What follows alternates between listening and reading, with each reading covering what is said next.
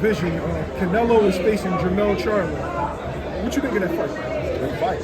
I like the fight. I like it a lot. They were at 54 together. I think Jamel was his mandatory a while back, if I'm not mistaken. So Jamel's probably been looking for this fight for a long time. You know, you notice that Jamel won the WBC title, and Canelo was the WBC champion at 154. So they've been not really a collision course, but I'm sure Jamel has had him in his sights for a long time. So now they finally get a crack at him. What are some of the difficulties him jumping up from 154 to 68? Like, what would that look like in the camp? I think Jamel gonna be fine as long as he don't slow himself down and try to put too much muscle on. Him and Canelo both started out as 54 pounders, so I don't see a big size differential. The differential would be is if you move up to 68 and fight a guy that started out at 68 and been fighting 68 his whole career. Like if he was fighting Morrell or Benavidez, then you would see a size difference. Well, both of those guys coming up from 54, so I don't think it's gonna be that big of a size difference. Jamel's about 3 inches taller. He's longer. He's more athletic. You know what I mean? So I think the problem he got is that Canelo just a great fighter, and Jamel loses a lot of rounds in his fights before he usually knocks you out. But Canelo got an iron chin, and you don't want to lose rounds against Canelo because you're not gonna get no decision losing rounds against Canelo. So that's the problem that Jamel got in this fight. Yeah, but you were saying there in reference to them coming up from 154. Does that give them a little bit of a maybe a little bit better chance seeing that they came up from a similar division? Yeah, I don't think it's the biggest size difference because they both coming up, and Canelo like this tall. He's not a tall guy. You know what I mean? So I don't think it's that. I just think he's dealing with a great fighter. Canelo is a Hall of Famer and an all-time great fighter, so that's more of a problem to me than with the size. If he was fighting Morrell or Benavidez, I would talk about the size. But when they do the face-off, the guy that's supposed to be the bigger guy gonna be like this big. Yep. So I don't really. What about the inactivity that Jamel? Do you think that's gonna play in? You know what? It's all good till it ain't no more. I've never seen him look rusty. He always looks sharp in his fight. But I don't know how many times you can fight once a year and get away with it. So who knows? I don't know. But he never really shows signs of ring rust. But eventually it will catch up to him.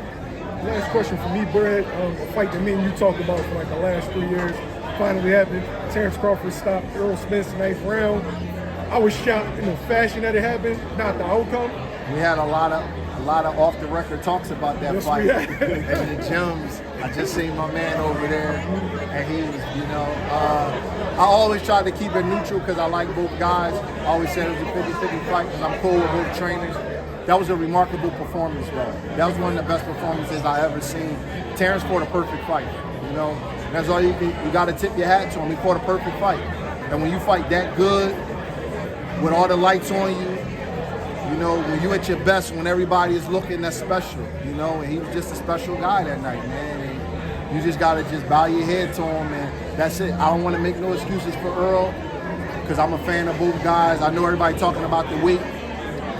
But the weight wasn't an issue when he fought Ugas. The weight wasn't an issue when he fought Danny Garcia.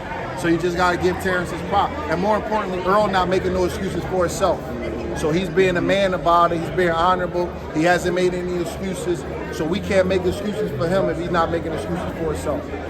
Were you shocked in the manner that it happened? Yes. Yeah, I didn't. I thought that Terence was the puncher in the fight. And I thought if it was a knockout, that Terence was most likely to score it.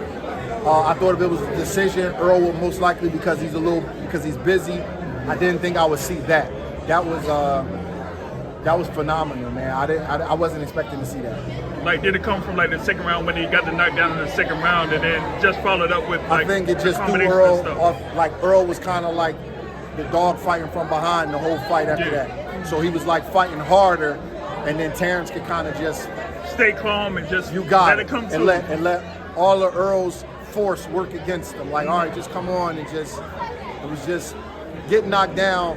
Earl kind of, I'm not gonna say he was desperate, but he kind of walked into Terrence's game plan after that. He just kept walking in the shot because he was a little embarrassed. He was trying to make up for that knockdown, and it just played into Terrence's hands. Yep. And then Terence was hurting him with that jab. You know what I mean? He couldn't really defend Terrence's jab, man, and it was like stopping him right in his tracks, man. Oh, yeah. It was just.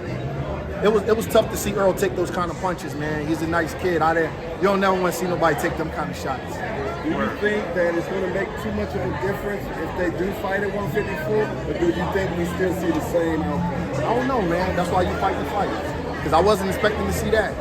You know, and Wilder, Fury was real competitive in their third fight. Right. So who knows? And Wilder got beat pretty bad in the second fight. So you never know how that goes. Yeah, for sure, thanks. In your